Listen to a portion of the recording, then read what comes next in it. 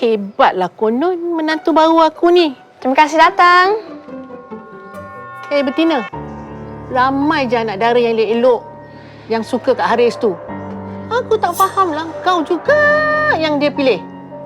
Dahlah tu, janda anak satu. Mak, janda lah yang bagus. Banyak pengalaman, pandai jaga diri. Mak pun tak payahlah nak risau. Mak pandai-pandailah jaga diri sendiri. Buat apa aku nak risau? Kawan dia lagi bagus apa? Rumah ada orang kemas. Ada orang masakkan untuk aku.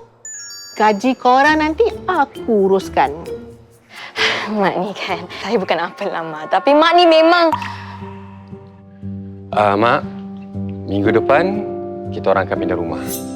Kunci rumah pun dah ambil. Yang, apa yang Mak cakap tu, jangan ambil hati, okey? Biasalah orang tua. Lagi satu, Mak. Gaji saya mulai daripada hari ini, saya akan uruskan sendiri. Yelah, saya kan dah jadi suami orang. Apa yang kau merepekkan ni, Haris? Syah tak tegur lagi dengan Mama, kan? Kam? Mama? Syah dah lama tak ada Mama. Ya Allah, budak ni. Syah! Tak apalah bang. Dah budak lagi kan? Lama-lama okeylah tu.